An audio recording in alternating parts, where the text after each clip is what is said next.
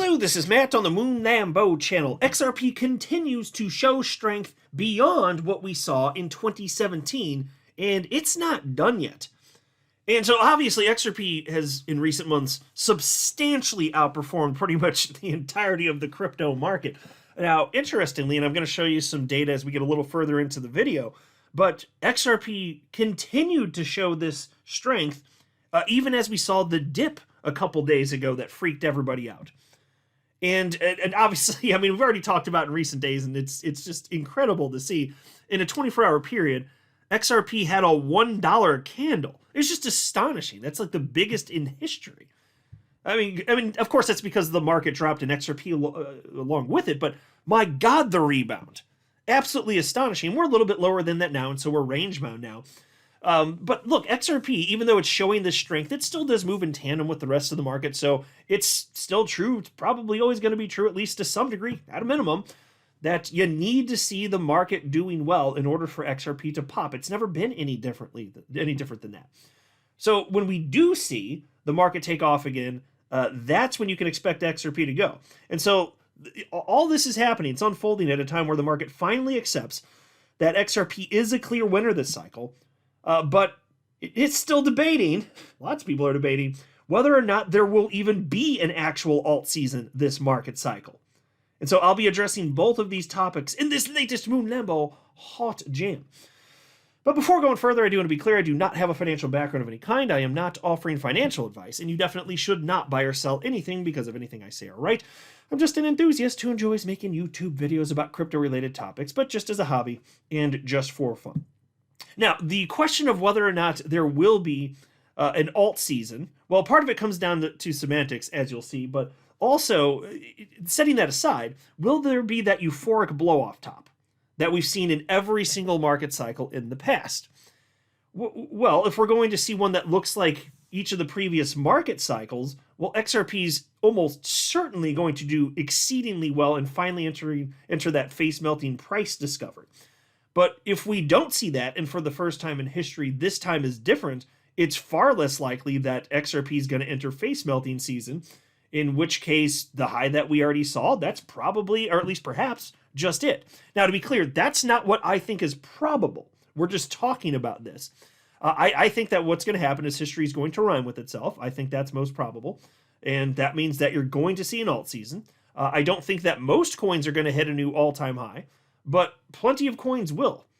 And the fact that XRP has already gotten as high as it has, and it already has hit a new all-time high, without that euphoric blow-off top, I think that bodes incredibly well. When you see people taking massive profit from Bitcoin after it hits its cycle high, whatever that'll be, a ton of that's going to float through the entire space, including into XRP. That is going to cause some significant demand. Number go up, my friends. And so here's a post from Charting Guy, one of the many analysts I follow, who accurately called XRP breaking to the upside in 2024. He said, "You all know my stance on this. I think alt season started the day Trump won and Bitcoin entered price discovery. I will continue to stand on this stance unless my cyclical charts break." Okay, and so I got a note here. I have to pause here to note that, like, chart analysts, you're going to see that, and this is true of a ton of the chart analysts I follow. It seems like a lot of them say alt season has started. A lot of them say that it hasn't. But here's a matter-of-fact statement that's more important. All of these chart analysts that I follow agree on the underlying facts and circumstances. They're disagreeing on whether or not that meets a technical definition of alt season. But the thing is, there really isn't a technical definition of alt season. There really isn't. It's rather subjective. I mean, what's the litmus test for that? There just simply isn't one. There's no organization out there that gets to decree the specific parameters of what alt season is. And as a result, even though you'll see all of these great analysts agreeing on the facts and circumstances, they're going to say that there is an alt season now, or there hasn't been one yet as a result. That's all that it is. It's semantics. And so just want to be clear on that. The world we live in is the world we live in, and none of them disagree on that. Okay, so that's good. But anyways, the Charting Guy continues. He says, alt season has 3 run-up stages. Number 1, high caps outperforming Bitcoin. And then he wrote check. Well, it's a little check emoji. Then the next stage, stage 2, mid caps and low caps catch up. Now, of course, that hasn't happened yet. Stage 3, after Bitcoin tops, there's a 2 to 4 week period where certain altcoins keep going. Every moment in between these stages is a slight cool-off period. Right now, I believe we are in the cool-off period between stage 1 and 2, which is typically where Bitcoin dominance tops.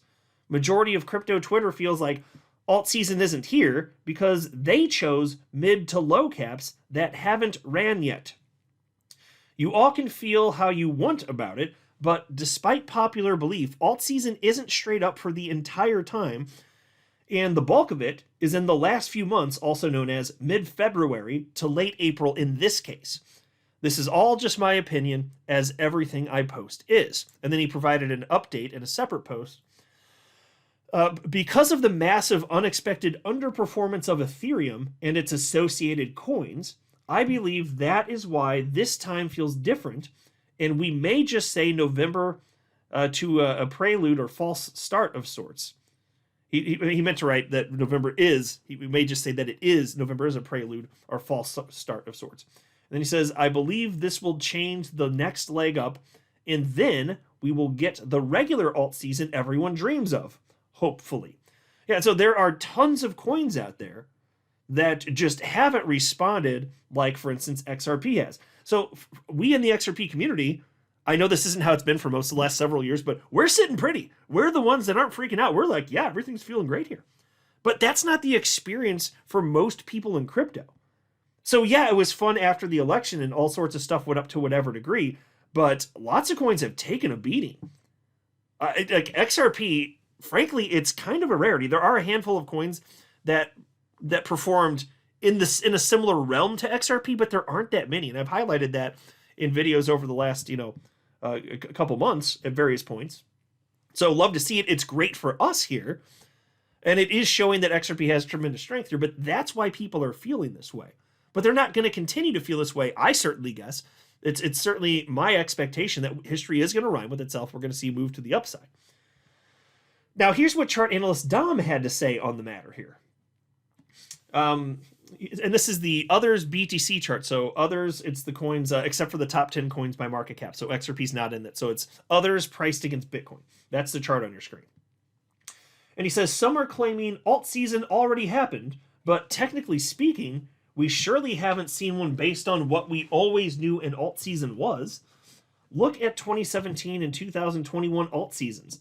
Parabolic moves where altcoins outperformed Bitcoin massively for months. We've seen a small secular outperformance of a handful of coins. A full-blown alt season might be a thing of the past. The last 2 times we saw altcoins massively outperform Bitcoin for months, it started in January after the halving year. January just happened and we moved in the opposite direction. It's a Bitcoin market with a few projects tailing along. Well, XRP would be one of those, certainly, even though it's not in the others chart. He says, be very selective or get left behind. Yeah, and so I have been. The vast majority of the United States dollars that I invested into crypto, I put the vast majority of those dollars into coins that I think make logical sense based on utility, so on and so forth. Now, I do own 42 different cryptocurrencies, but the dollar amounts are far fewer, and that was to have broad exposure. And my approach for that, it's very simple. It's just like you can buy an ETF that tracks the S&P 500, and I've bought tons of that over the span of my adult lifetime. I kind of made my own little ETF, if you will, effectively, that tracks certain coins that are large and mid-cap. So it's basically just having exposure.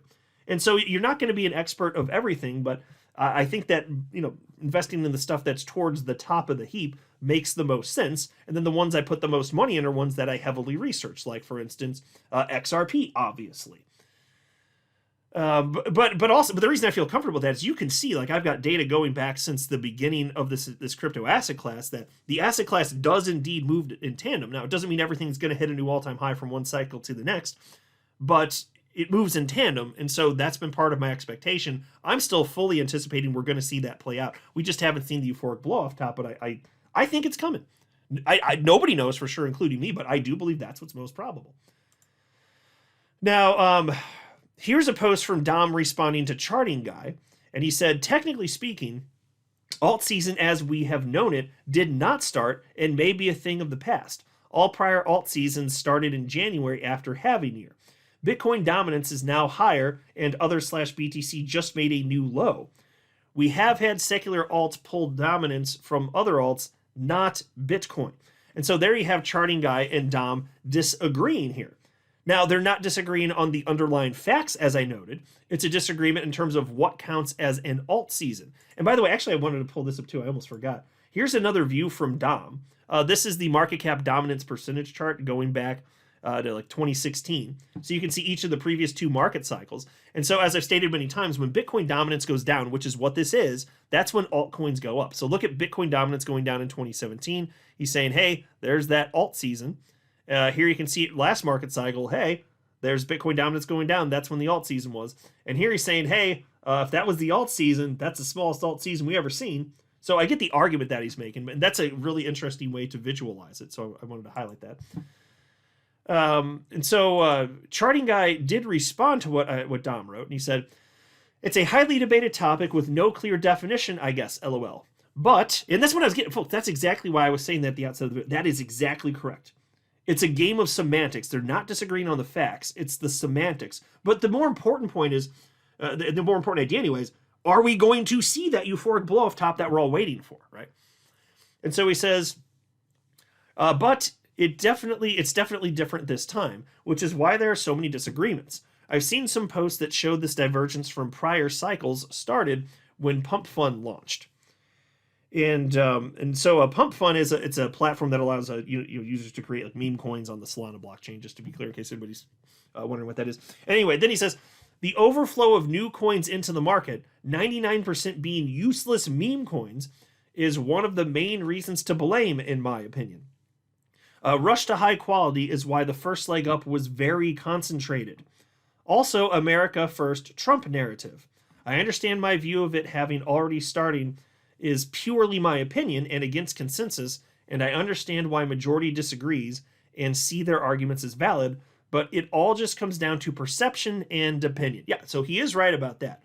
It's your perception. Does this qualify as an alt season? Is that what you want to call it? And Dom responded to that, and he said, totally great points. It's surely much different this time around with many factors at play. My thoughts simply comes from this chart, other/BTC, and this is the one I already shared with you. He says, we've used alt season to describe multi-month outperformance of the top 10 to 125 coins against Bitcoin. Sadly, we have seen the opposite.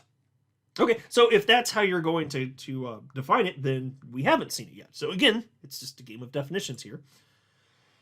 Now, here's what Dom had to say about Ethereum, and this is interesting because Ethereum historically kind of leads the way with getting alts all hot and bothered, moving to the upside here. And I actually shared this in a previous video, but it's worth repeating here since we're talking about this.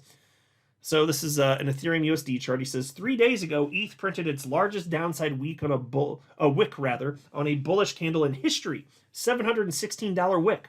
It broke the previous record by 100%. It also happened after retesting its 3,000-day uptrend as resistance. If that wasn't the low for ETH, I think it's cooked. Okay, so hopefully this time is not different. And hopefully this is actually the bottom because it's probably one or the other. And that, again, that's good though, because assuming it's the bottom, it better not mean that it's cooked. I wouldn't like that. I hold ETH.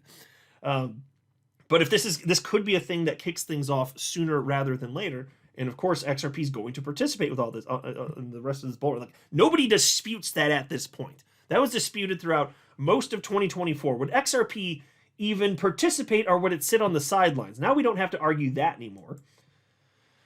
But take a look at this. I came across this post. It was actually a long thread, but I'm just going to share with you 2 key takeaways because I found the data to be interesting about XRP specifically. It's from an account that is it ITRD?